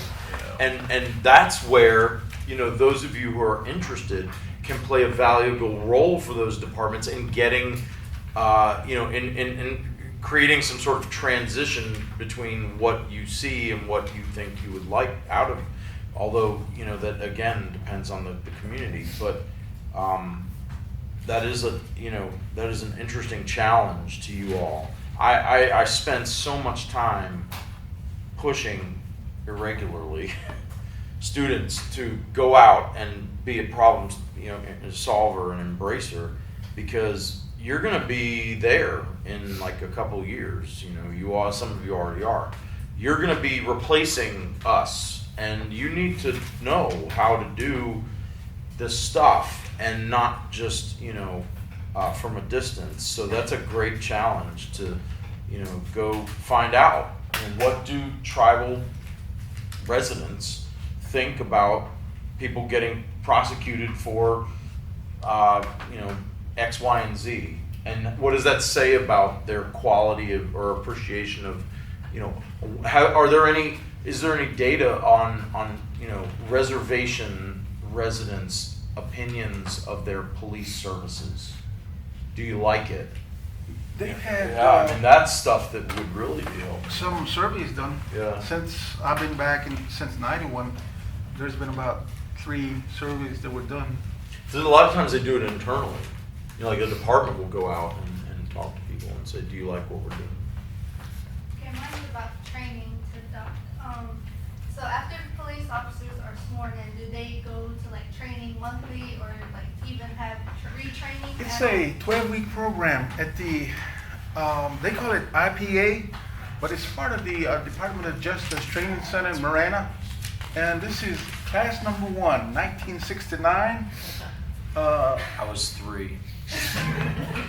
When I show people that picture, they say, "Which one are you, Doc?" I said, "I'm not that old." He's not in there. It's just me that's, well, I wouldn't be that old then. My class was 32, so now the class is almost like 490. So you can see how long I've been. Pass it around. How many people go through a class now? Like, what's the average number that goes through a training class? Probably 35. That's typical of like a Mississippi academy. So. But we had one guy come back, and he was a good officer. I don't know what he failed, but he was sitting in the hallway this morning, and the secretary said, "What the heck are you doing back?" Did you flunk out? Mm-hmm. So you don't have any more like monthly training? Oh, we do. We are supposed to have 40 in our in-house training yearly. And for us, that's in addition to our 24 hours of coroner continuing education to be certified. We certify in taser, firearms twice a year, defensive tactics, what is it? Police car driving, Yeah. evading driving, or whatever you call it. Perishable skills. You have to keep doing it. And Because if you they have to don't- check our driver's license every 6 months, so we have to at least try to keep down on the accelerator. Would on you the interstate? Would you view the training facility itself as adequate to what you need to get done, or are you happy with the Well, it's resources? different. When we attended, it was semi-military. I see. You get up before the rising Oh, sun yeah. and march to breakfast and stuff, but now it's more like a college setting, and they go to classes with Border Patrol and the rest, immigration, all that. The immigration thing came up. I wanted to ask, what is the process of immigration, and can anyone, like someone that's not on the reservation, can they, like say, I wanted to become a part of the tribe, I knew someone, but I'm not Indian, can I still become a member of the tribe? Is that possible? What no. exactly do you mean when you No. say immigration? Immigration is like ICE, illegal immigrants from another country or. Mhm. Okay, okay. But for us to be a tribal member, you have to have at least 1/2 blood quantum. Really? We are one of the highest to be a member of. Like the Choctaw Nation, all you have to show is ancestry. So you could be 126, 128th, blonde But you hair, have to, green eye. but you have to be Indian. You can't, okay.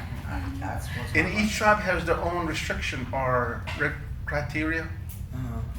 Some are quarter, like Seminole and Poarch Creek, they're quarter. Yeah, I mean, like me, that's what I was asking. I have no Indian background at all whatsoever. If I came to the tribe and said, I want to be a member, would you consider me just like, there's that separation, between like a comic, I don't know exactly what I'm trying to get out, but like just somebody from outside the tribe that has no ancestry. Well, you can apply, but you're gonna have to prove your blood line. Half Choctaw. So, yeah, okay. We have a roll that was done in like 1934. So you have to be a parent or a child from that roll, or Okay. great-grandchild. I'm gonna give you an example. The reason I asked is because I have a friend that was white and married into.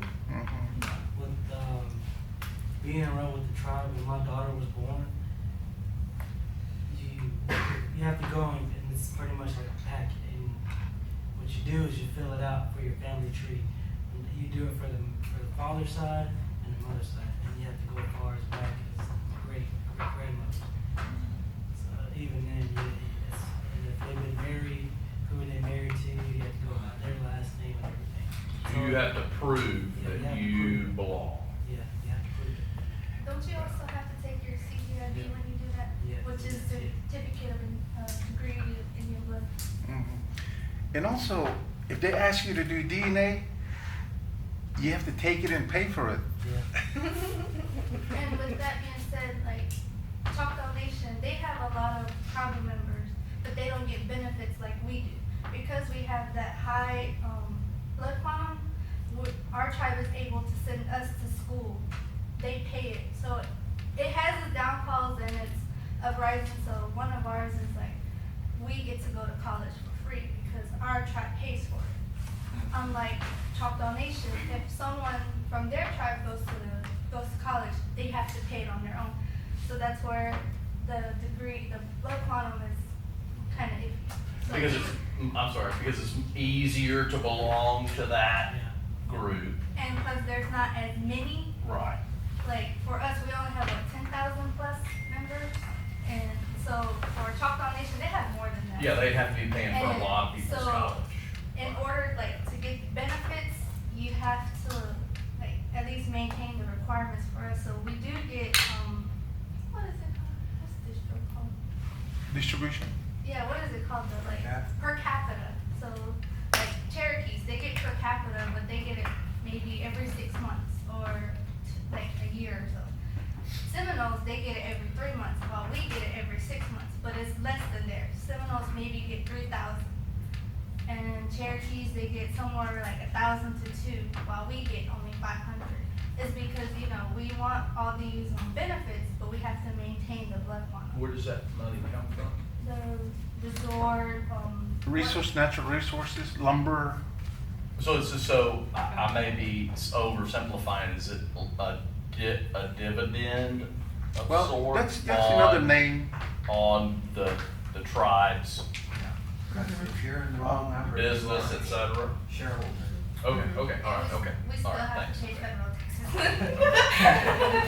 I may be interpreting this wrong, but are y'all, what y'all just been discussing now about like the bloodlines, would it be correct to ask, is it the deeper, or I'm probably not saying this right, but like the more Choctaw blood that you have, like, you know, you receive more benefits, like, or I'm just trying to make sense of what y'all were just talking Let me about. It doesn't matter how much you have, if we're like half or full, we Uh-huh. all get the same benefit. Okay, that's It's just- what I It's just understand. different with other tribes, is what I was saying. Sorry. Oh, Well, okay. well, there are some things. Okay, so for us to be half, we're guaranteed as fully enrolled members, half or more, that you can buy a home or, technically it's leasing a home on the reservation. And, you get, X, Y, and Z services provided directly through our tribal government. However, there are some things like, education and healthcare, which are subsidized heavily through federal grants. And because they're federal, you go by federal regulations. But say, you know, my house burned up, on the reservation, then, the reservation itself, the tribe, our own government service steps in and helps us. So, there's, you know, some things, a majority of our good benefits comes from our tribe, but the standard things like education and healthcare, that's subsidized through federal grants. And with education, you could be a fourth or at least be a descendant of a Native American to go to our tribal schools, as long as you have documentation and, like you said, you have to prove it, so you can still go to our tribal schools. And one of the things about tribal scholarship, they pick what, 4 or 5, like a fourth Choctaw to go to, they'll pay for it. But that's not as great as, you know, full or half. Full Because they get scholarship. to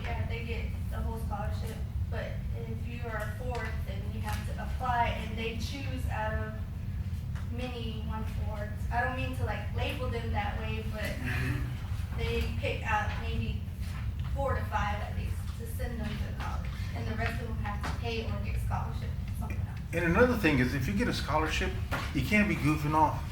You gotta pass. Yep. Because if you don't pass, they're gonna put Yeah. you on probation or Yeah. not give you any money, or you're gonna have to bring your grades up on your own. But they're lucky. I'm still good. Because when I went to college, I had to work full-time at night and go to school full-time. And walk uphill both ways. That's right. I walked 4 miles to class every day. Yeah, Going with the scholarship stuff, you know, we do get our school and stuff paid for, but it's like, when we get here, we have to stay on top of our stuff, so if you got like a D or a F, you have to do tutoring forms, mandatory. If you don't get them signed, if you don't get them turned in on time, you won't get your stipend that we get every month. And then if you keep failing and you don't bring your grades up, you will get put on probation. Once you get put on probation, you don't bring your grades up still, you get suspended from the scholarship program for, what was it, a semester, and if you do it again, you're off for a year. Well, now they changed it. If you get kicked out of scholarship, you have to wait 3 years Before you get back on. before you get back. So you like. And by then, the ship has sailed. Yeah, by then, Yeah. you know, it's pretty much telling you, you get kicked out, you kicked out, somebody else will be responsible. Yeah, you squandered a good opportunity. In other words, you're going to school, you're going to school for the right reason. You're not gonna go up there and just. But the mess good news around. is, if you get your degree, you can go and live anywhere and work anywhere that you want. Or like when we get That's- our bachelor's degree, the tribe will give us so much money for getting our degree. And then- Incentives. Yeah, and when you get your master's, it goes for the same money. It's just that they'll, for like stipend wise, if we go for our master's or PhD, we won't get that. What are you That's gonna only do? paid for our tuition. What are you gonna do? Cause you're a criminal justice major. What do you wanna do with your life?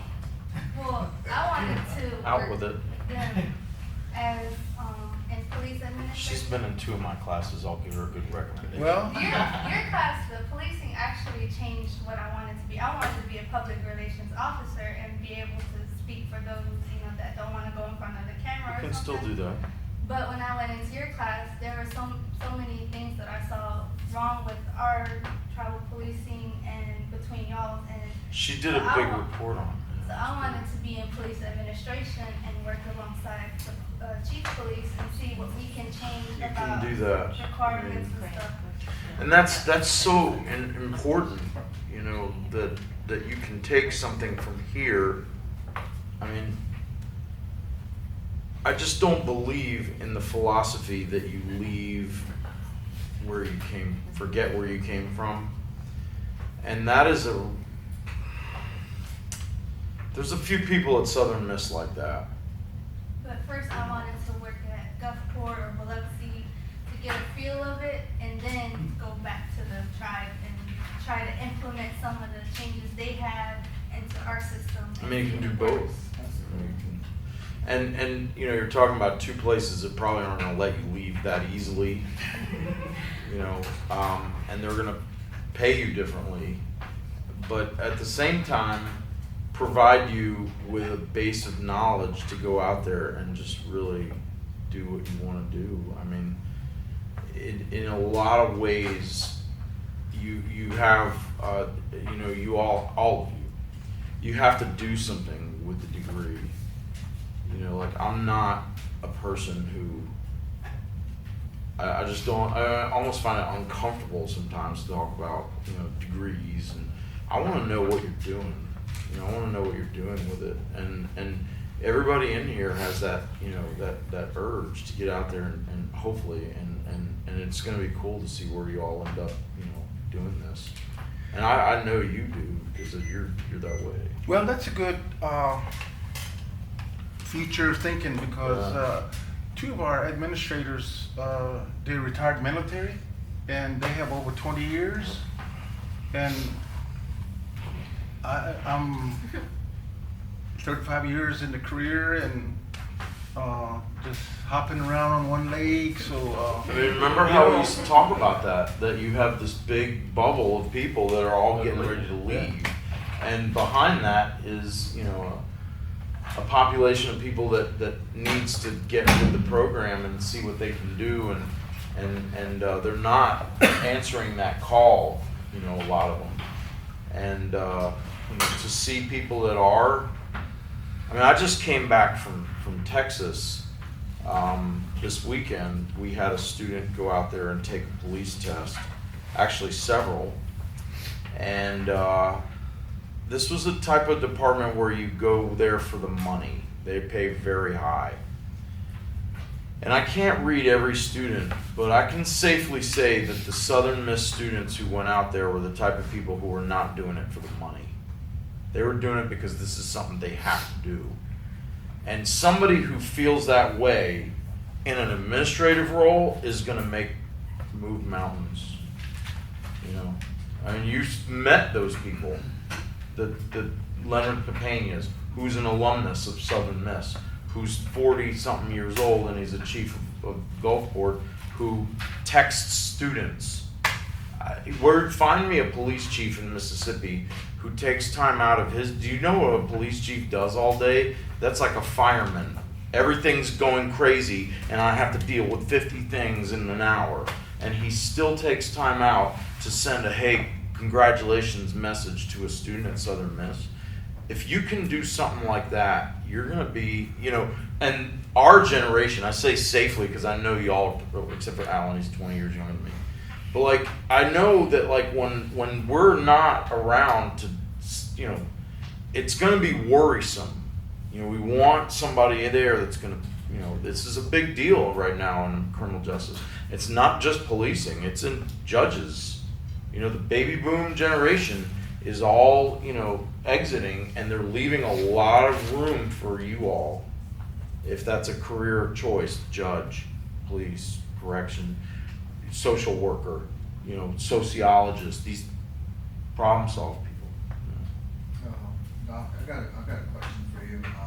We're talking about stuff about she asked about how much training did y'all have to fulfill per year or whatever. We know that we got a lot of our big problems is substance abuse and sexual assault. Do you guys focus your training on that? Do y'all get special training to deal with problems that are unique to Indian peoples? Well, all the crimes that you mentioned, it's not unique. It's all over the country. And we've even had training for detention officers that can at least tell if a person is under the influence or handicapped. And sexual offenders, our investigators, we have 6 of them. They attend the same training that the FBI gets to be certified as a Federal Commission officers.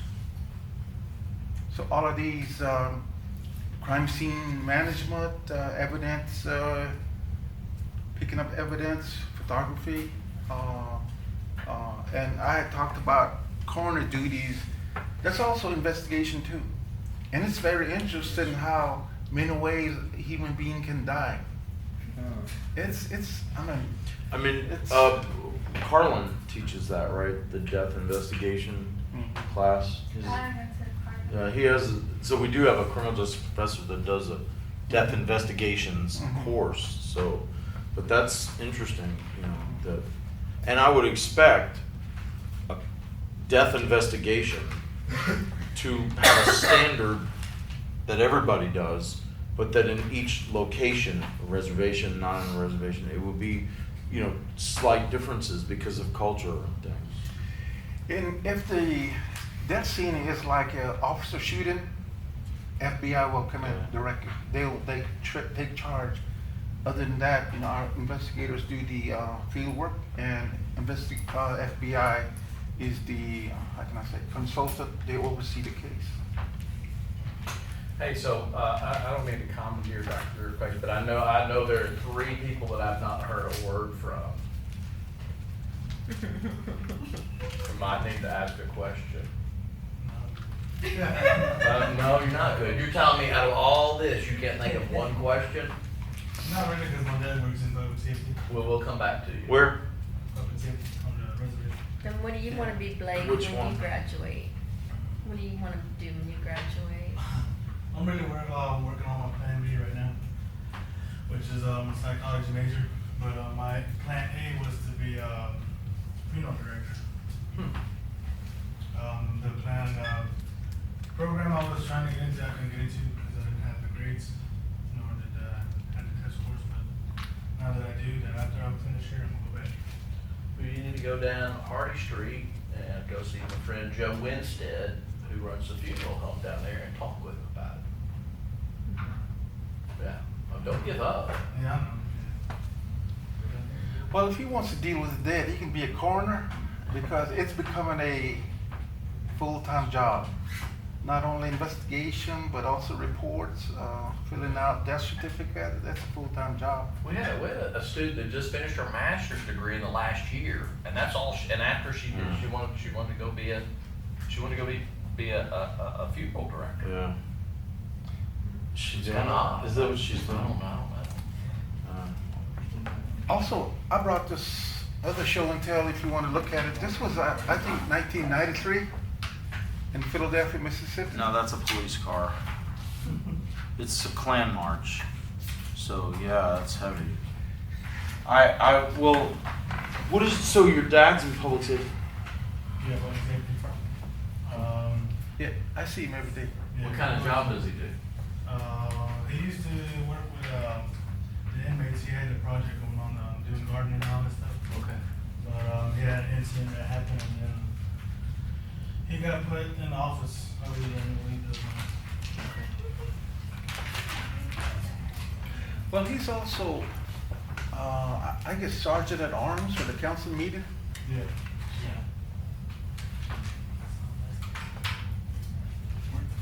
I don't mean to change the subject. I was wanting to go back to the difference in the restitution and the restoration. What is the difference between those two things within the tribe? And does the outside, like police, do they have anything to do with maybe offering some type Well, of help with that? On the outside, it could be something like community service work.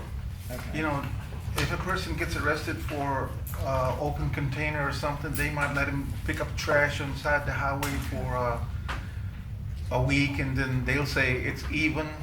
So what it is that you make things right again. Okay, I got you. Well, how is that different from the restoration though?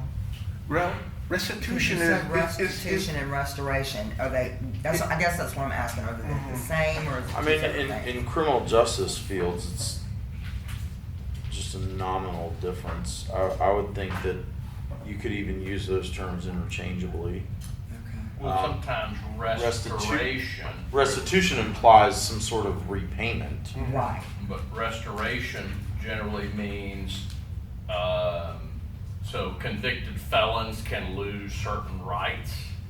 And so we sometimes talk about the restoration of That's right. their rights, so the right to own a firearm, or, the right to vote, or, something along those lines. And usually on a misdemeanor cases, what it is, restoration is making things right, and so they won't bring it up again out in the community. You don't have to face that same incident again. Okay. Restoration, you're back to normal on what you got to be before the incident. And you had said something about a diversion program. Mhm. How does that work? Well, on the youth, about 99% of the time when we pick up a youth, we call Dan Matan, the youth probation director, and he makes the call, whether to take the child back home or to a foster home placement or treatment center or incarceration. Okay, I got you. Okay, thank you. I have a question for you, Doc.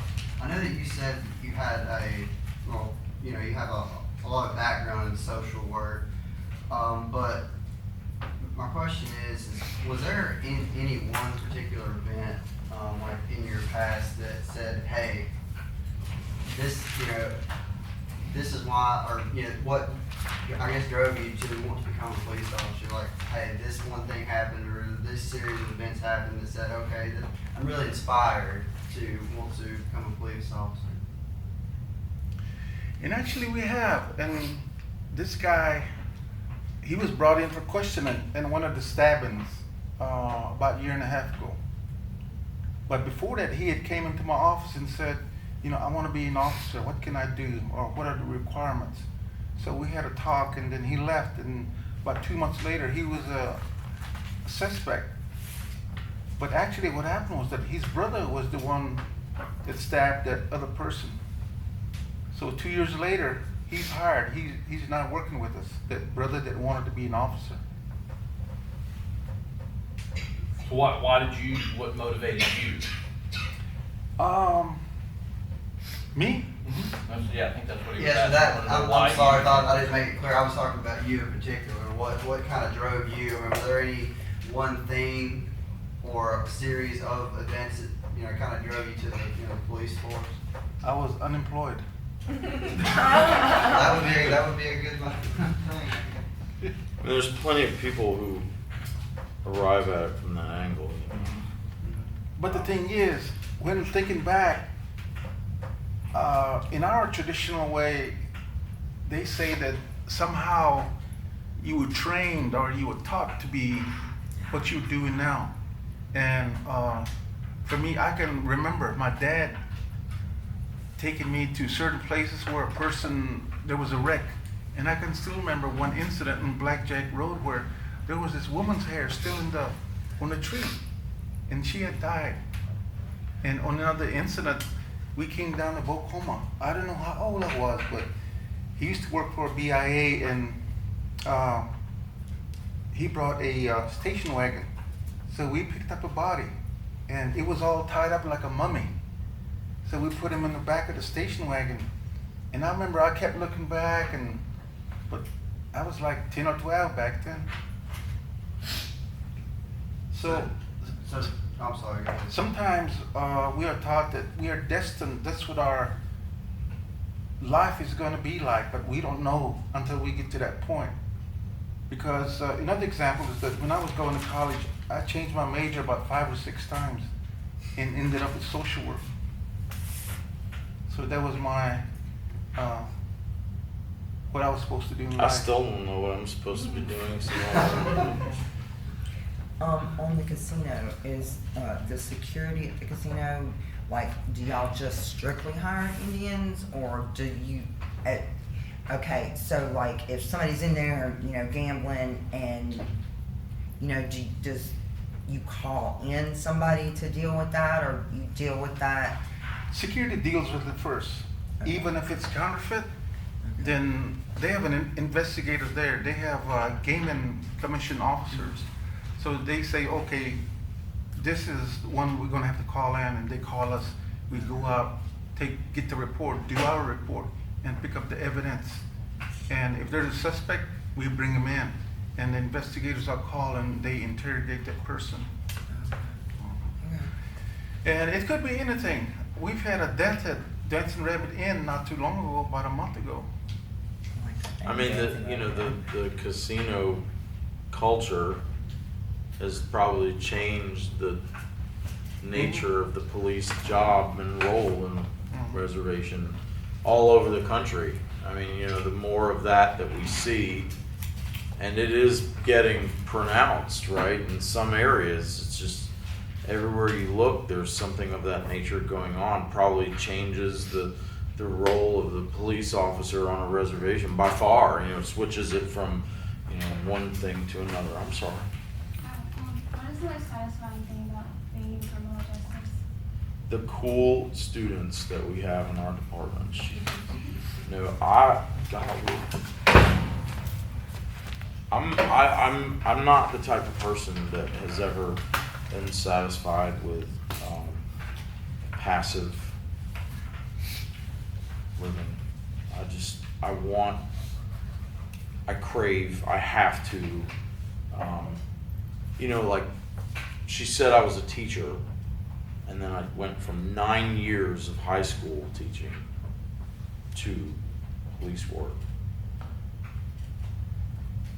they were almost similar to me, but police work in many ways was easier than being a high school teacher. But that's like, you know, you see the effect that you can have. What other career and role could you ever have where you see a change in someone's life of that way? A surgeon, it's got to be like a handful of things, and I'm not smart enough to do that. So I think that you're engaged. I mean, Alan was a former officer. Yeah, just seeing students go on and do great things. That's what's really cool. Yeah. You know, stuff that I wish I could do. I mean, I have a list on my phone of like every student that I've taught and kind of like what they're doing now. Like a notes on the iPhone. I have put them and I kind of keep track of them because I think it's cool. How about one more question? Who is wanting? Oh, she's the daughter. Oh, that's for your daughter? And Oh, well, then you get a pass. Then you all get a pass. Okay. Well, this one's a fun question. Go ahead. For Doc. As a police officer or any of your police officers, if you seen a fight, have you ever said, do we need to play a game of stickball for y'all to handle it? Well, not in front of them. I need to try this. Not in front of them, but we have when we get back to the office. And actually, I'm the cheerleader also. Oh, this is great. I'll see officers walking down the road and say, "Hey, come on in here." I might have a nickname for them, or because a lot of the officers, I've worked with their grandparents, their parents. And she was talking about stickball. I'm also the announcer for the stickball at the fair. But one of them. Doc does a lot of things. He's one of the most influential person on the reservation because he has a lot of knowledge of the Choctaw culture. Well, he's bringing up, raising you to do the same. I mean, that's. I can't think of the last time I had like a free 15-minute period. So and going back to what she's saying. I mean, go do it. Be the 15 things he does. Because he's going to be, relinquishing his duties to, generation. And, you got it. I always learn more from students and from other folks than from anybody else. True. Or that people it just reaffirms that people are so much smarter than me. So thank you for teaching me so much. That's why when I make presentation, it's only like 20, 15 minutes, and the rest of the time is question and answers because, like you said, we learn more from each other, from asking and maybe this person putting little information in, this person putting a little bit of information in. And like she was saying, some of us are doing research and trying to reawaken some of our traditional ways, like even the songs. In our site, computer site, it says that words are rarely used, but that's not true. If you listen closely, there's actual words in it. Like one of the songs, it's a stickball play song, and what it's saying is that yakituna, yakituna, and it's talking a ball, and it's saying, here it is, here it is. So people, you just have to listen to the songs, and some of the songs, words come out. Very interesting. So come down to our fairs. But Yeah. it's only 5 months away. Yeah. Watch some Second stickball. week in July. And Doc's going to be our MC at the powwow, so if you guys come out to the Pedal Southern Miss powwow, you can see Doc again. And the reason I'm getting you guys together is because I think probably these conversations can go on for a long time if we hook the right people up and we share information and we get to know one another, And so I really appreciate you guys coming, Doc. I really appreciate you taking the drive and coming down. And thank you so much, you guys. And you guys did a great job. You guys did a great Clap it job. up for yourselves. Yeah. Well, You did a good job.